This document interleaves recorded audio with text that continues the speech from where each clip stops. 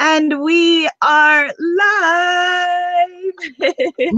Happy Goddess Temple Sunday, beautiful, and welcome to this conversation. And we are live. You are on with Abiola, and I'm hearing an echo. Goddess Temple because Sunday, today, and welcome to this. We are broadcasting live from YouTube instead of Facebook. And the reason is this beautiful woman you see in the room with me energetically, who is Arzu Mountain Spirit. You're going to learn all about her and her healing modalities in this conversation. I have the honor and the privilege that Arzu Mountain Spirit is our Garifuna healer who will be joining us at the Goddess Pray Love Belize. And you can learn more about that at goddesspraylove.com. Welcome, Goddess Arzu. Welcome. I'm so happy to be here. This is so exciting. Yes, it is exciting. I'm looking at your background and your setting, and I'm astral projecting myself to where I'm right there with you.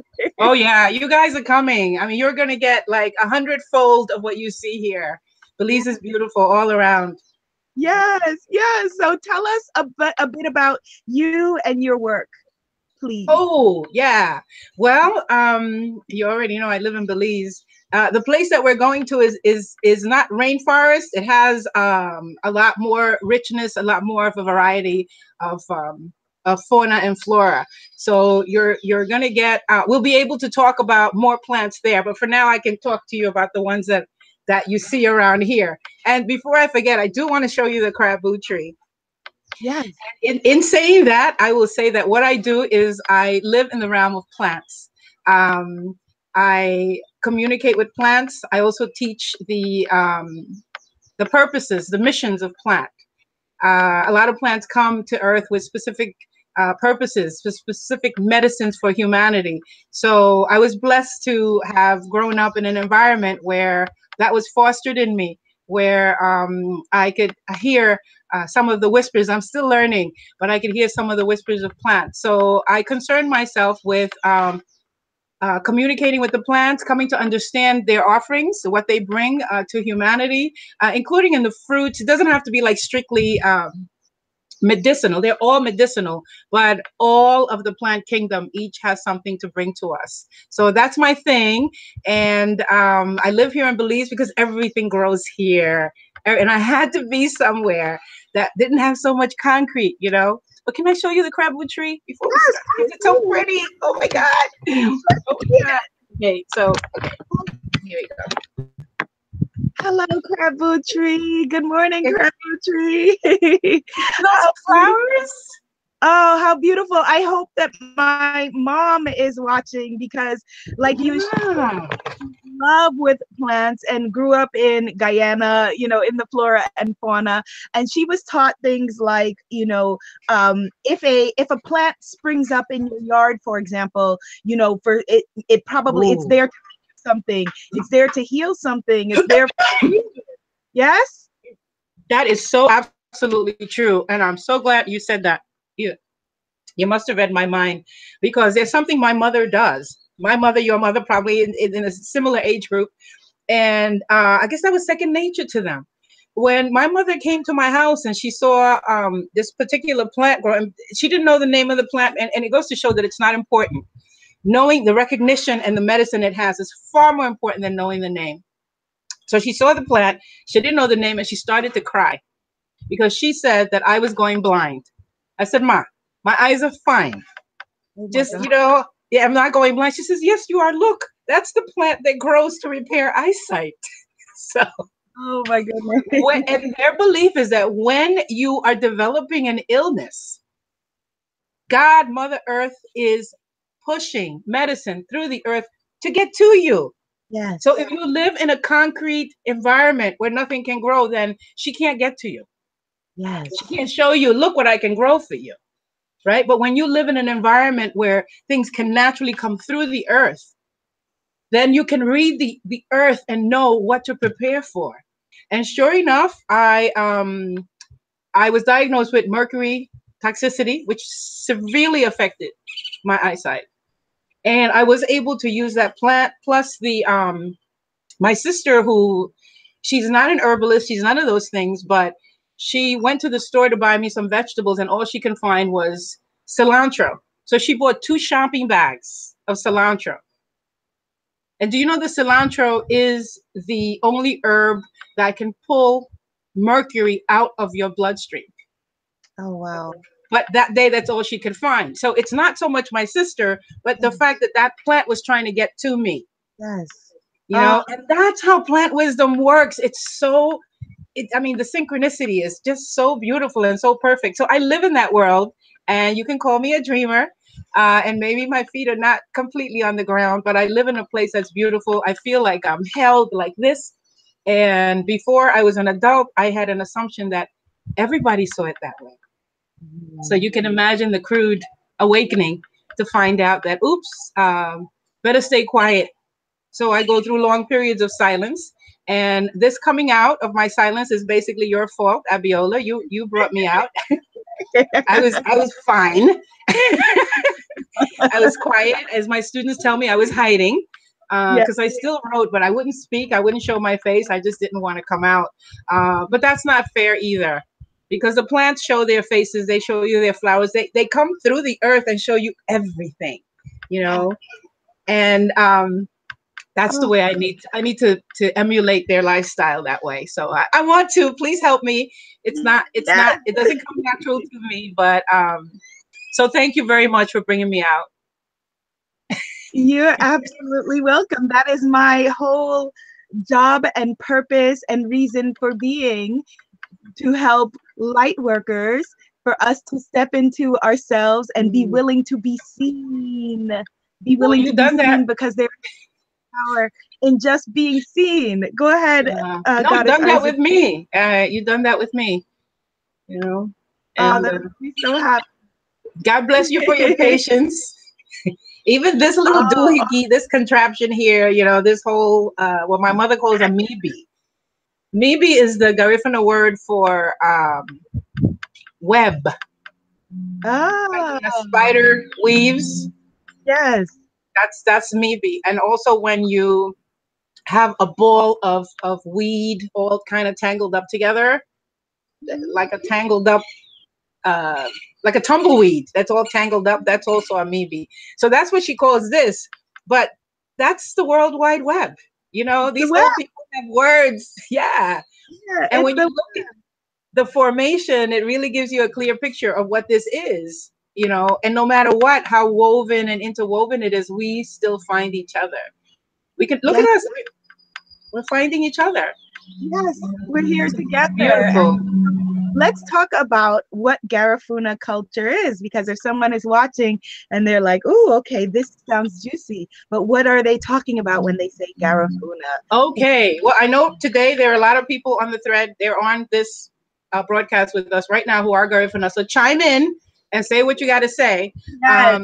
But the Garifuna are Black people who everybody lied about, because it was said that the only time that the Black people that are in the world came out of Africa through slavery.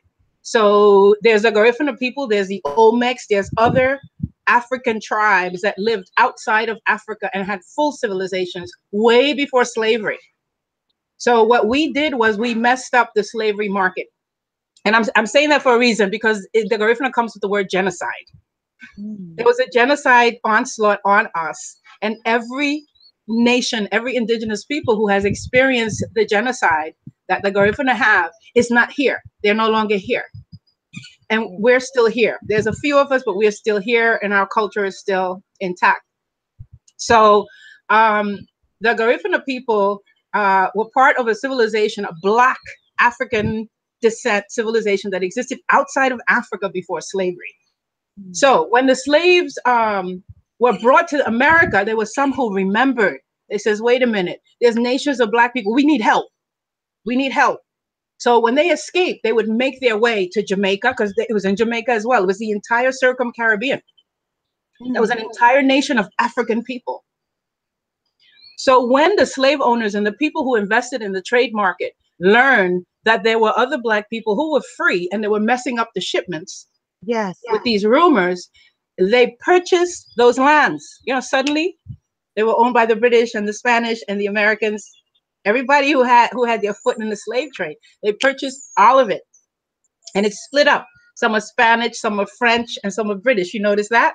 Yes. Did you ever wonder? They just split it up amongst themselves, and then began the onslaught of just contaminating the cultures, using them for all kinds of horrible things, bringing in diseases. And when that didn't work, they brought in the genocide. They just, in 1695, there was a war in the Circum-Caribbean that killed most of the Arawaks in the Arawak nations. You don't see it in the history book, but guess what? It's in the library. Nobody's hiding it from you. I mean, they're not telling it you to your face. So from 1695 to, I would say 17, no, the war started in 1765, excuse me.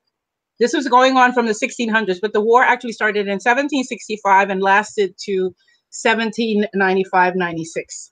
And it was a guerrilla war. We were the best warriors, and they saw that we were warriors. And all of this happened in St. Vincent. So that's where the remnants were. So when we could not be conquered, they burnt the entire island, everywhere we grew food, all of our homes, so everybody had to come out. They just they torched the whole island, so everybody came out. And it was about maybe from 50 million people throughout that whole area, you went down to maybe 4,000 were left. And those were lined up on the beach, and an order went out saying, separate the ones who don't look indigenous. And that meaning the ones who were born to the Africans who had been coming fresh from the States.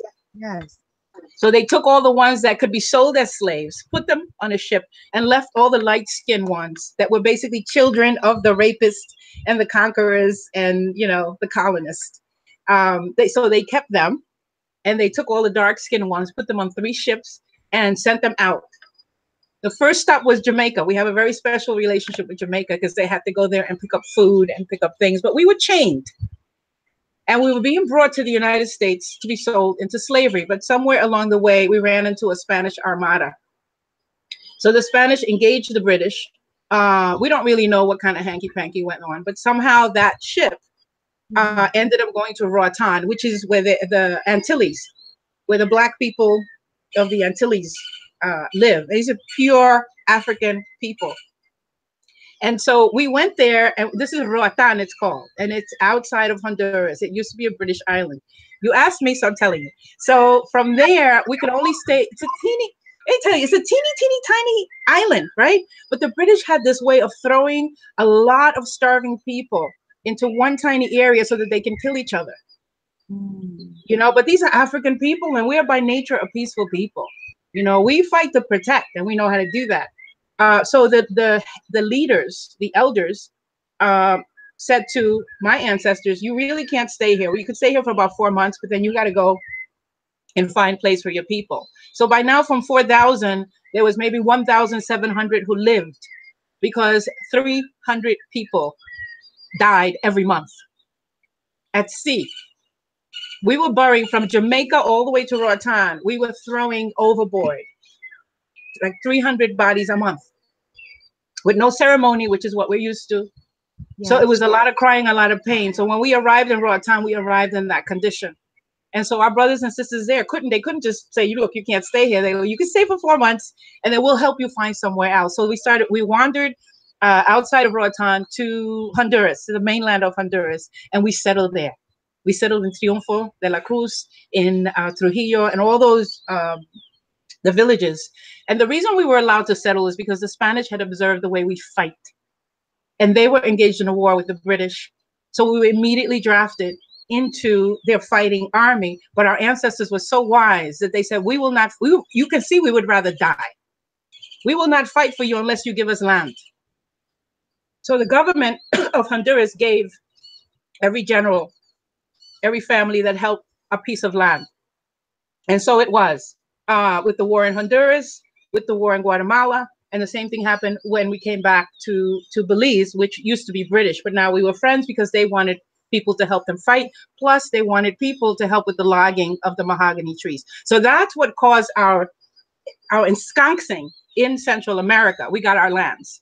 Now, why that's incredibly significant for Garifuna is because that was 250 years ago, and now they're taking away our land.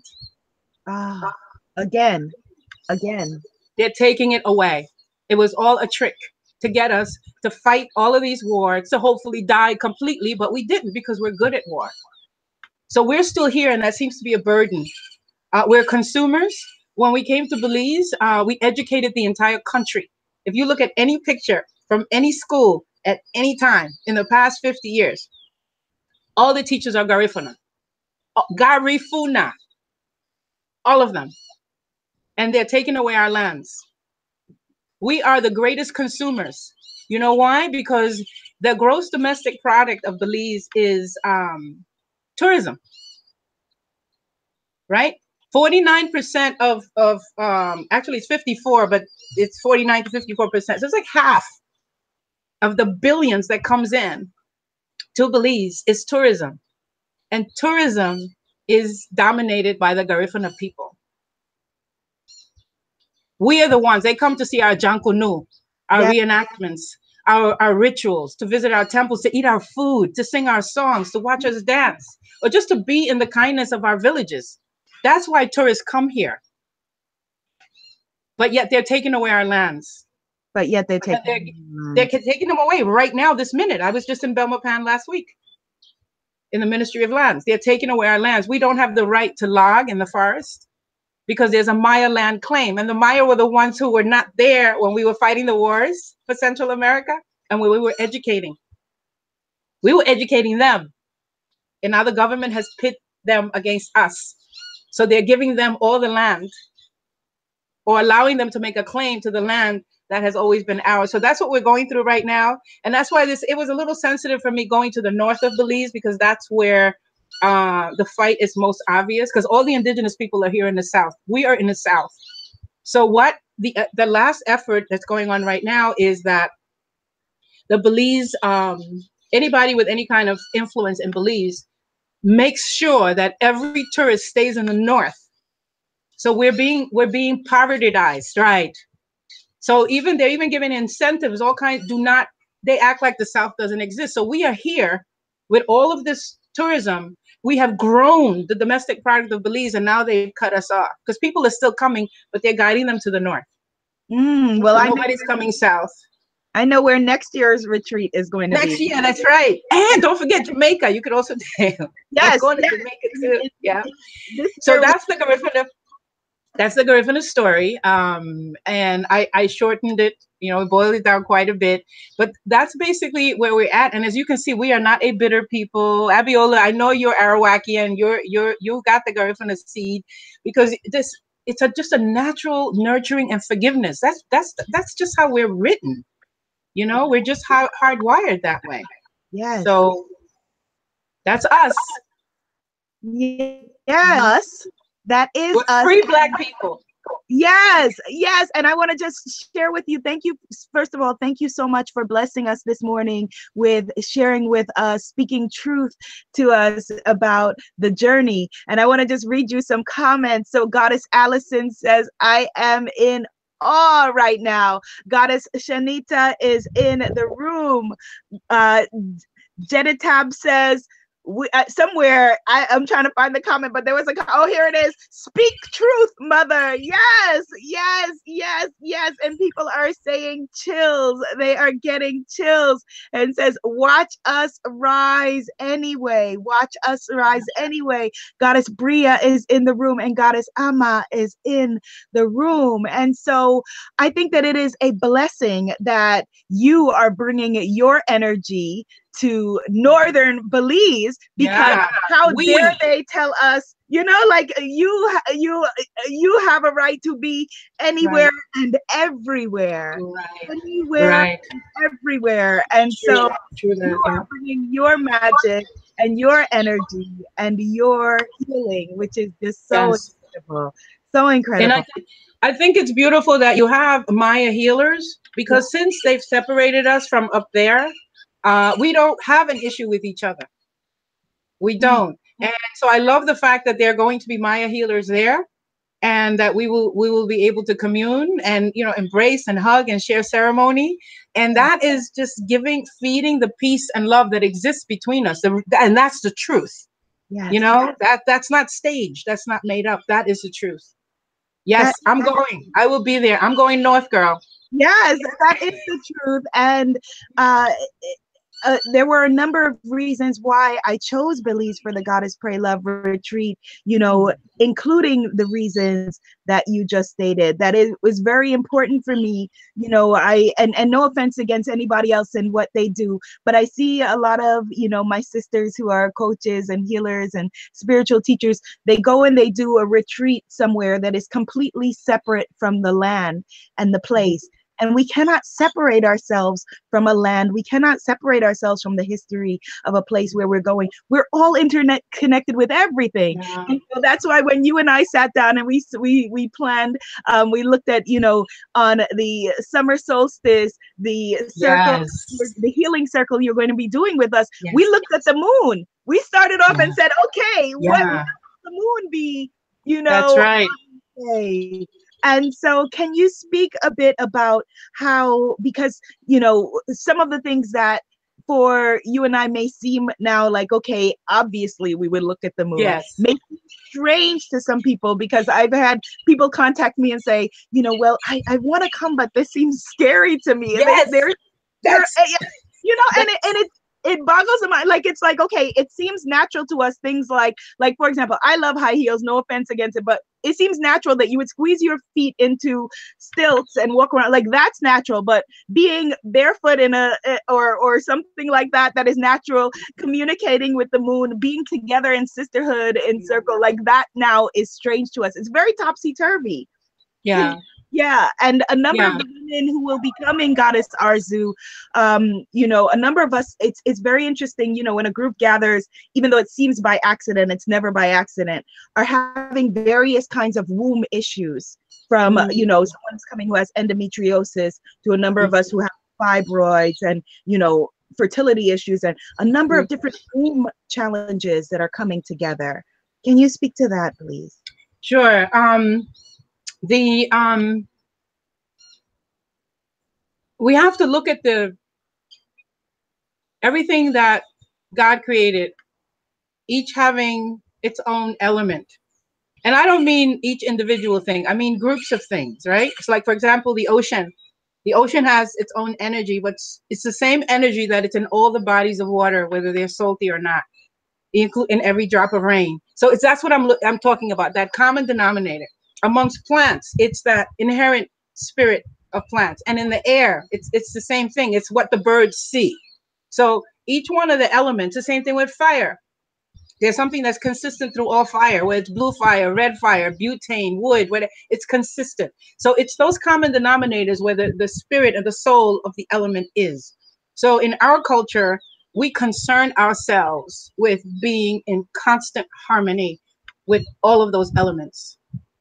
And that's why we were able to survive so many vicissitudes. That's what our existence shows. You can put an onslaught of demonic energy on anybody, but if you have the protective forces in mindfulness, in balance, you can call on them and they'll look out for you.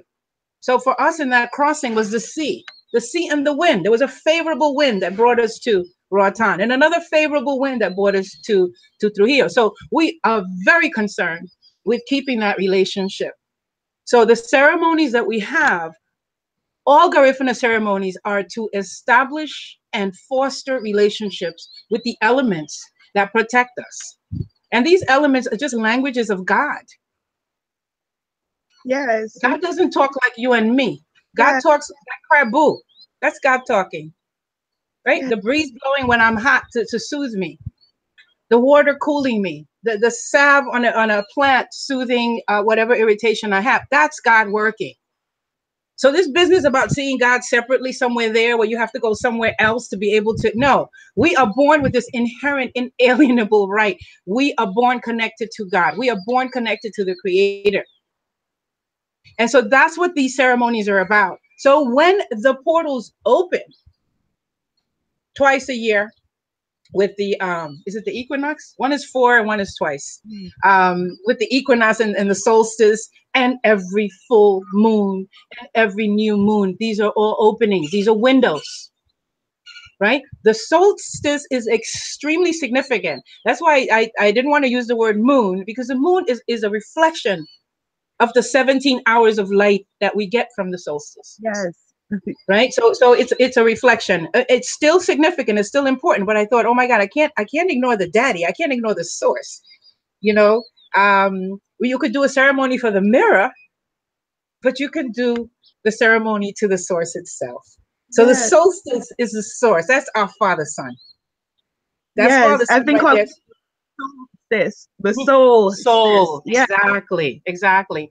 So we use these openings to establish and foster that relationship. So if you didn't have one with your daddy's son, this is where you have one. And if you have one, this is where you enforce it, where you strengthen it, where you can get advice. You can bring all of your troubles in a solstice. You can bring everything and just dump it there, because it will burn with that good fire.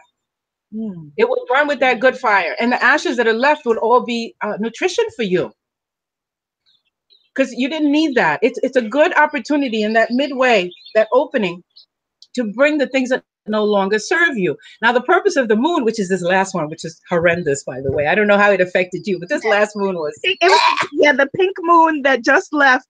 I just Wow. sent an email about it. It had some stuff. That was heavy. It had some stuff. This pink moon. That has some stuff. But that moon was in charge of bringing light to dark spaces. Very few moons can do it like this one. And it was in Scorpio, which made it worse, because Scorpio is learning through loss and learning through death. So here we are, you're shining light in these dark spaces, but you can't get away from it. You can't, because it's a moon. You once it's reflected to you, you can't deny that it exists over there. Right? Yeah. You can look at something that's real and you can say, oh, you know what? I don't believe that exists. But when it's a reflection, that's confirming to you that it's there. So even when you turn away from it, you can still see it. Yes. So Once it has, cannot be unseen. I'm sorry. Go ahead. Right. No. It's a dialogue. So these are the times when we confirm our obligation to these elements, when we affirm our relationship to these elements, when we give gratitude, acknowledgement and gratitude to these elements. So on this day, for the ceremony that we're doing up in Moscow, this is the solstice. This is for connecting with Father Son. Yes, we have Mother and Grandmother Moon at night, but that is a reflection of Father Son. And we're not gathering in a full moon. It's a first quarter.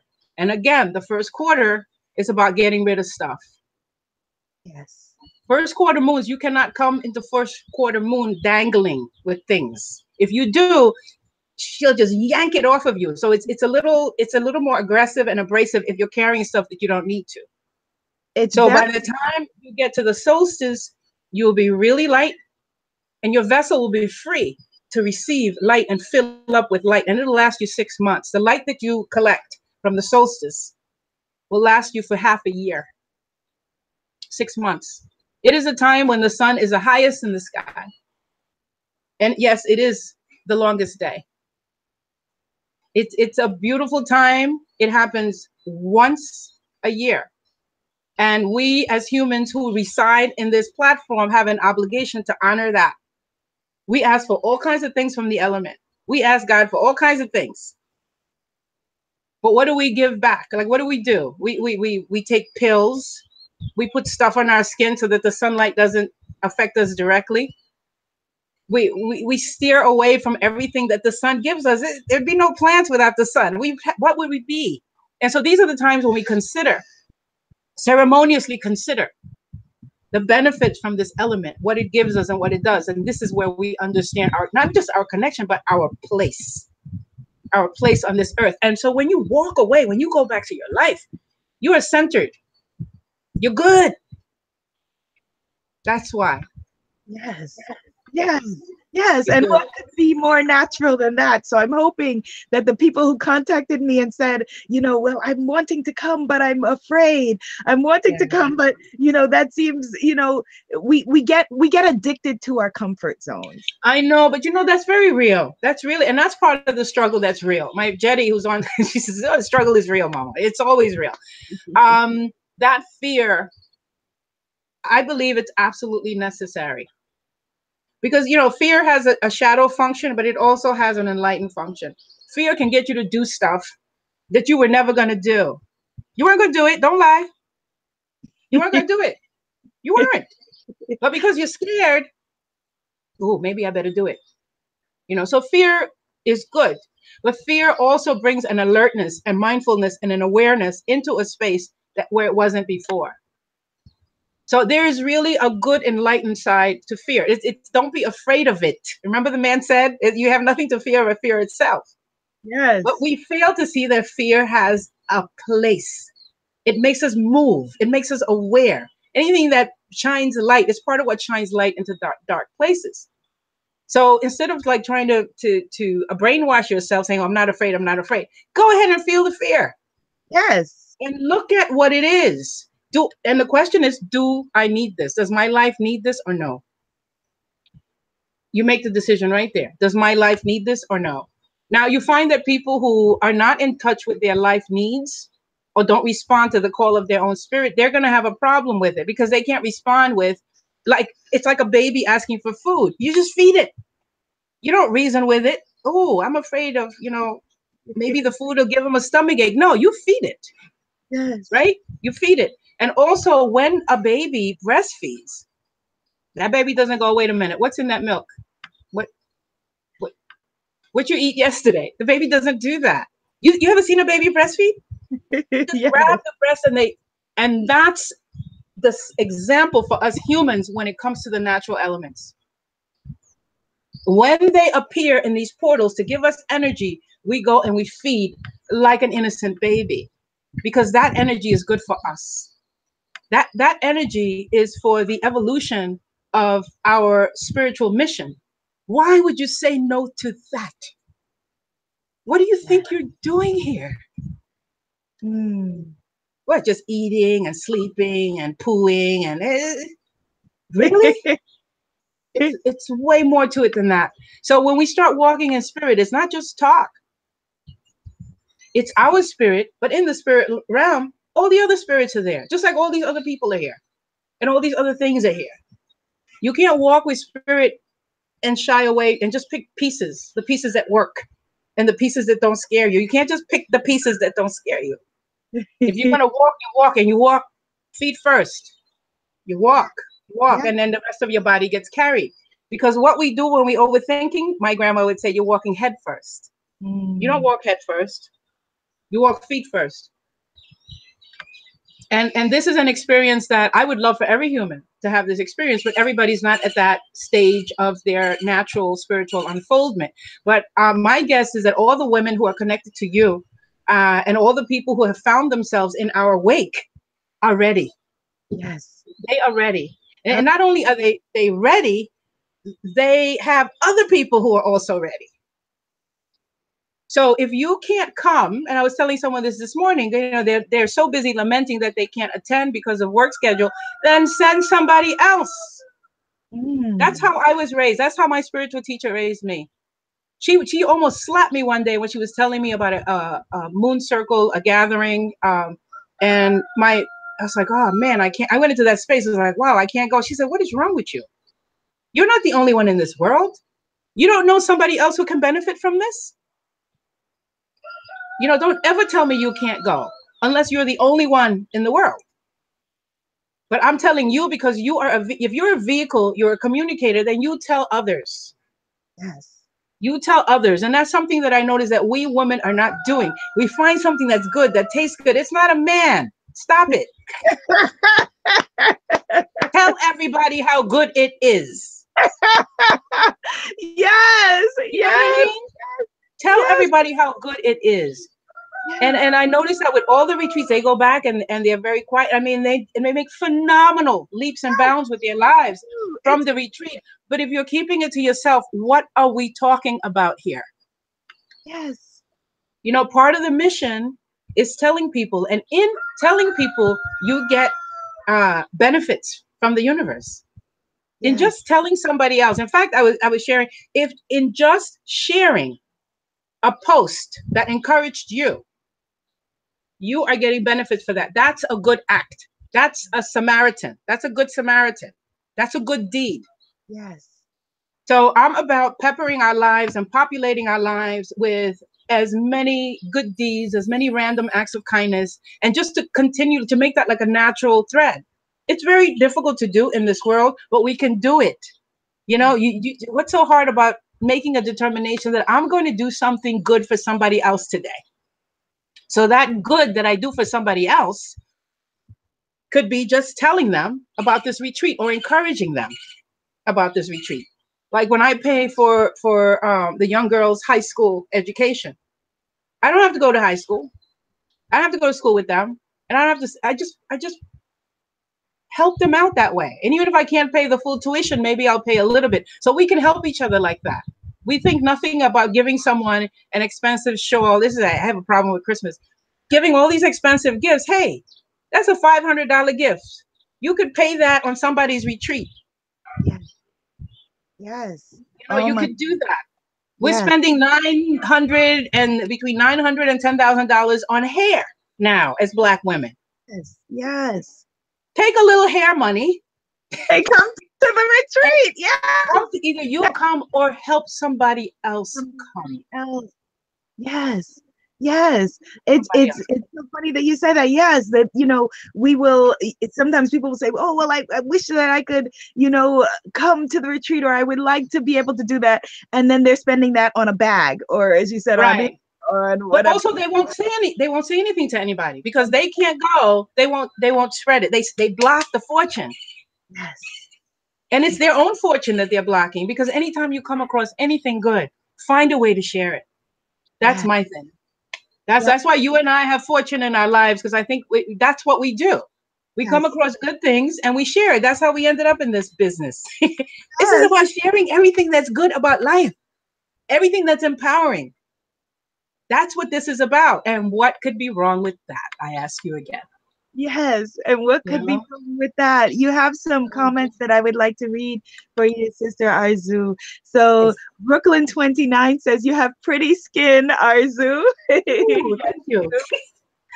And Plum City says, "Even seeing the trees behind you is doing something for me. This is so wonderful. Thank you for sharing." Goddess Allison says, "I am ready." Goddess Allison, yes, my beautiful sister, let's talk. I know Goddess Allison, she is one of my VIP goddesses. You absolutely need to be with us in Belize. You've been saying that now for a few months. And so as Goddess Arzu was saying, when you're feeling that call, answer it. Even don't wait until you're not afraid. That's what I say all the time, exactly like you said. It's not going to happen. Don't wait until you're not afraid. Don't wait until you're not afraid. And Goddess Arzu says, "Gold nuggets. Thank you. Gold nuggets. Thank you." Well, I know that Goddess Arzu, that you are a farmer, and we are getting into your day now. So I know that you have to go. So what is it that you would like to share with us, for people who are watching, who are considering joining us at the Goddess Pray Love Retreat? They can learn more at goddesspraylove.com. Okay. Yes. What would you like to share?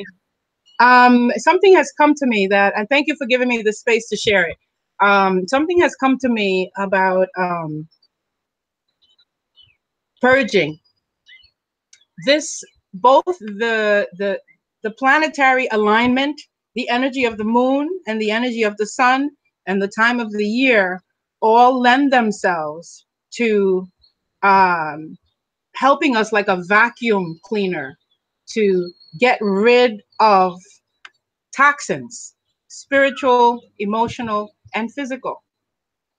So if you're carrying anything that you're ready to get rid of, especially the thing that you have not been able to get rid of. That's it. Because that's what this alignment is about. That very thing that just keeps coming back and coming back and coming back. And you just, even despite yourself, you can't get rid of it. It's not you. It's not you. This energy is helpful in dislodging that from you, because it's very difficult to detach from things that harm us when our energy is not strong enough to detach it. I mean, it's easy to say, but to actually do it. So this retreat, I think it's happening at the perfect time for those people who have things or issues that have been hanging on and they can't get rid of. Bring them here, and you will leave them here. Yes. You will leave them here. This is the time to do that. And that's what I had to say. Yes, bring it. Bring all of your stuff. Bring it. Like I say, leave it at the altar, which is Belize for us in this case. Yeah. Bring it and leave it.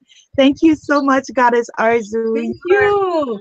An incredible force of light that is on this planet, and I am so blessed and honored that you are a part of the treat, and I'm just blessed and honored that you are my sister in this work on this planet. And I just want to just say thank you, deep bow, deep gratitude. Thank you. Goddess Abiola. Yes, yes. I'll see everybody. I'll see you here in Belize. Yes, when you come. We will see you all in Belize. Head over, either you can drop me an email if you have questions, business@abiolaabrams.com, or leave your comment somewhere and I will find it, or just go to goddesspraylove.com and register and join us there. Take the step, feet first, as Goddess Arzu said, feet first. Feet first. Take the head out. Okay, happy Sunday, my happy Sunday. Same here, beloved. Same here. See you. Bye-bye, everybody. Bye. Thank you for watching.